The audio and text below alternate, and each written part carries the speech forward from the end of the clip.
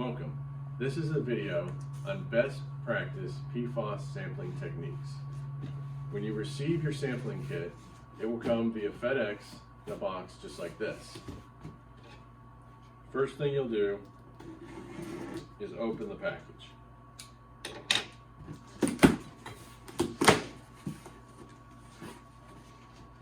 Underneath the cover will be the FedEx label and envelope for the return shipment of the package.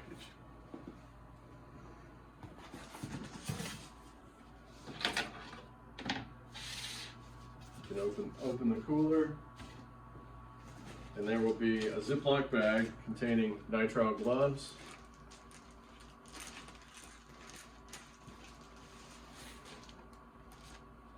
a document for bottle selection and other sampling considerations when sampling for PFAS.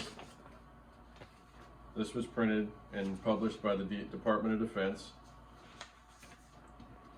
And your chain of custody, which will be pre-filled out for you to complete at the end of the sampling event.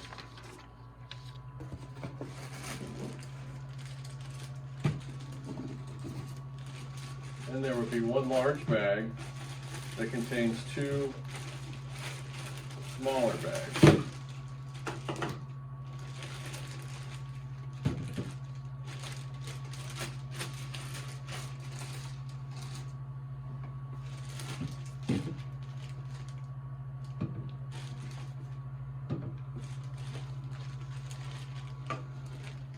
The one bag contains your field reagent blank bottles, 2 of each, and 2 bottles of PFAS-free water. The other bag will contain 2 or 4 sample containers. For some of the sites, we will supply matrix spike and matrix spike duplicate containers. For other sites, we will just supply the duplicate containers for the PFAS sampling point or points that are at that site. Before we begin, let's go over a few do's and don'ts for PFAS sampling. Items or materials that contain fluoropolymers, such as PTFE and Teflon, are prohibited. Polyvinyl fluoride, PFDF, is prohibited, and other compounds such as Teflon, FEP, Hostylthion, FEP, and other polymers of those with those characteristics are prohibited from use with this type of sampling. Prohibited items or materials containing any fluoropolymer. Potential items include tubing, valves, or pipe thread seal tape.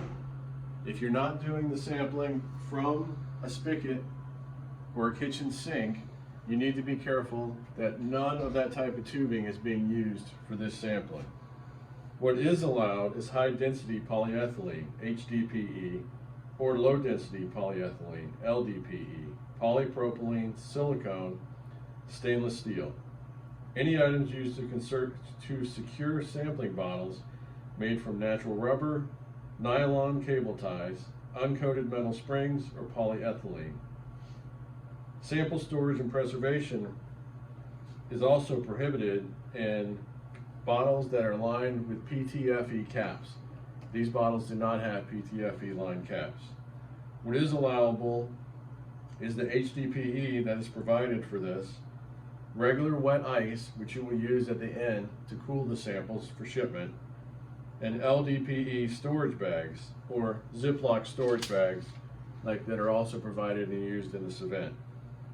For field documentation purposes, clipboards coated with PFAS, notebooks made with PFAS treated paper, so waterproof type paper or notebooks are not allowed, and PFAS treated adhesive paper products. What is allowed is loose paper, like what's provided for the chain of custody and these other documents, Write and Rain notebooks, aluminum, polypropylene, or masonite clipboards, and ballpoint pens, pencils, or fine or ultra fine point Sharpie markers. For this sampling event, we prefer you to use just a ballpoint pen. For decontamination purposes, if you had the decon field equipment, do not use any PFAS treated paper towels or Decon 90 to decon your equipment. Alkanox, Liquinox, or Citronox is allowed. Triple rinse everything with PFAS-free deionized water, and cotton cloths or untreated and non-recycled paper towels are allowed.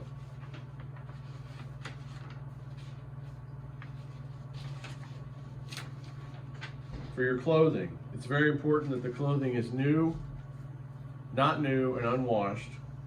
It can't be made with Gore-Tex or other water-resistant synthetics, and anything applied with or recently washed with fabric softeners, insect-resistant chemicals, or water, dirt, and or stain-resistant chemicals is not allowed.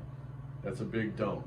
Make sure there's no fabric softener used to wash the clothes you're wearing the day you sample these samples. What is allowed is powderless nitrile gloves, well laundered synthetic or 100% cotton clothing with most recent launderings not using fabric softener, and clothes made of or with PVC, wax coated, rubber/neoprene, or uncoated Tyvek in the event you were in a rainy or wet situation. No food should be around during this sampling event. This sampling doesn't take very long. There's no need for food. There is the possibility of the packaging containing PFAS with certain foods. And then personal care products. So if you apply sunscreen in the morning, Banana Boat, Coppertone, Neutrogena all have sunscreens that are allowable during this event. The link for this document will be at the end of the video, so you can see the specific products from those brands that would be allowed. Cosmetics, deodorants, antiperspirants, hand creams, and other PCP containing cosmetics should not be worn during this event.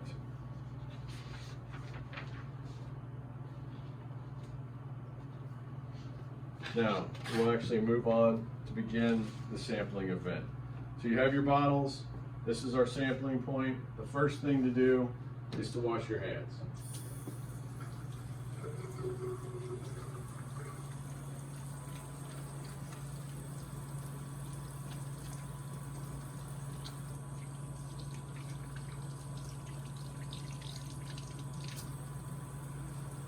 At the sampling point, the water needs to come to a stable temperature. We recommend letting the water run for 5 minutes. So I'll let the water continue to run while I dry my hands, and I apply or put on the nitrile gloves that were provided with your sampling kit.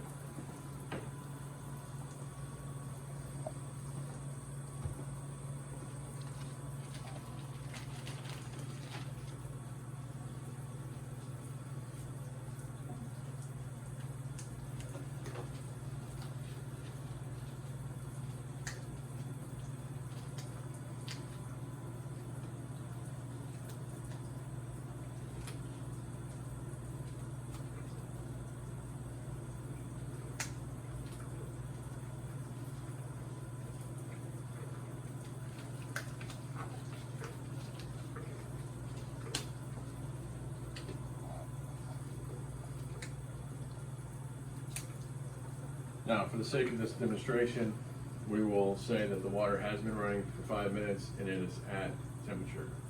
All the containers come pre-preserved with ammonium acetate. It's already in the container. The one thing to be careful of here is not to overfill the container and wash out that preservative. So I will take the first bottle, not the field reagent blank bottles, but the bottles for the actual sample. In this case, it's SK-24. I'll remove the container's lid and I'll fill the bottle to the neck of the jar.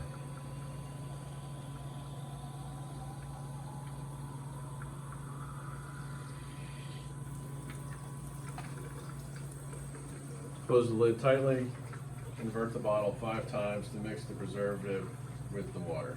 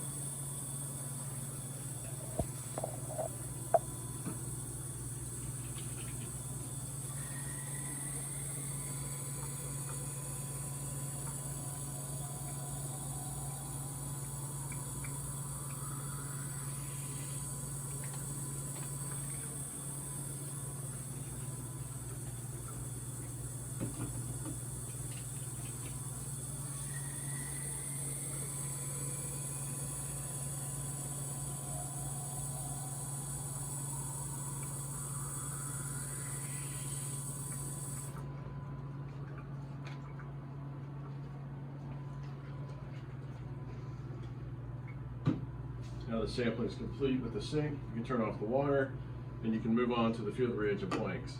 Again, these bottles, the empty bottles, are pre-preserved with the ammonium acetate. Remove the lid from your PFAS-free water and simply transfer the water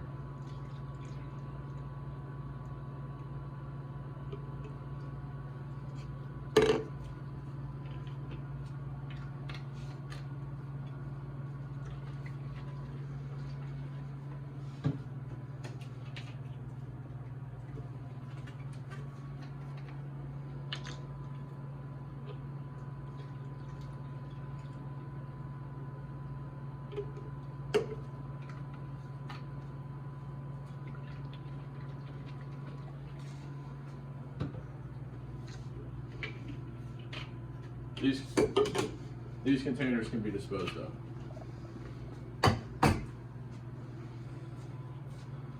Now we'll move on to labeling your containers.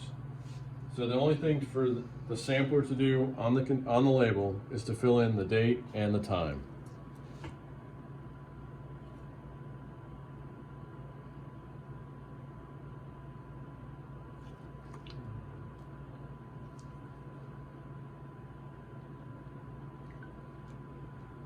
And their initials. So date, time, initials. So you would do that for all 4 of the sampling point containers, or 2 depending on what your kit contains, and for the field reagent blank containers. Once that's complete, you can move on to the chain of custody.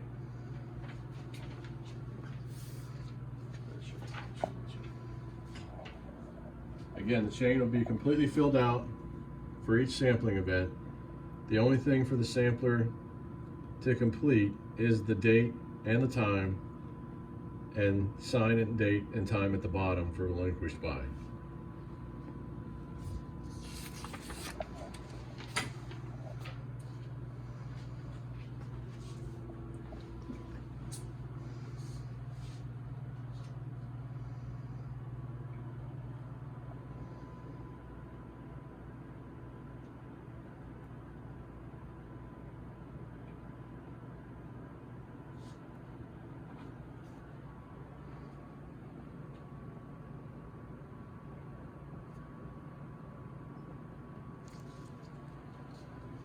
So once the chain of custody is completed, you can return this to the Ziploc bag.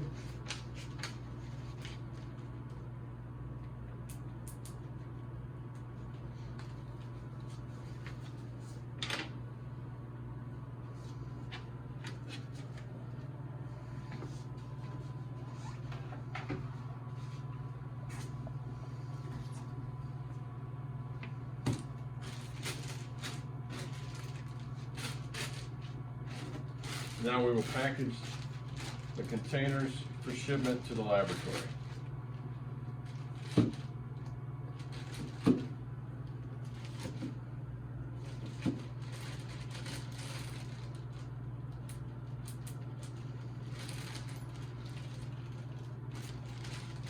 Again, there's 2 of the smaller bags and 1 larger bag. Put the containers in the smaller bags, make sure they're sealed, and then we'll put the containers into the larger bag. This will help to ensure that the ice does not get into the bags with the containers to cause any damage to the labeling.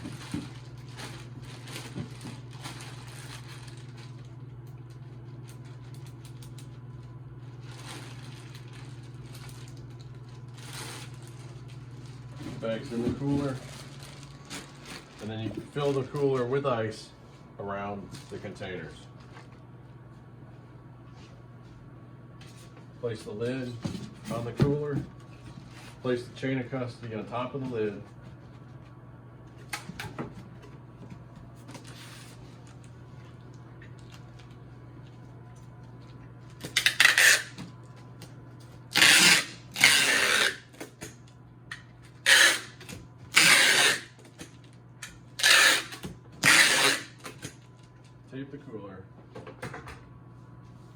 And then the final step is the FedEx label that we will provide. It will come again, all filled out.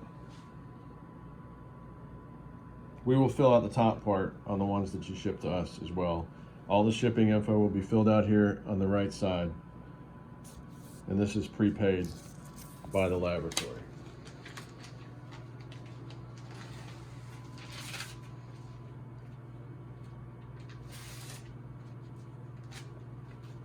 Attach the FedEx window. Pull back the purple flap. You can tear off the top copy, the bottom second copy of this would be your copy if you wanted to keep the tracking number. This page right here. Slide it into the window. Put the purple flap back down to seal it up, and it's ready for shipment. If you have a FedEx pickup from your location, they'll pick it up. If not, it needs to be delivered to a FedEx store for shipment to the laboratory. That concludes the PFAS sampling. There'll be two informative links, pages that will be shown momentarily. Thank you.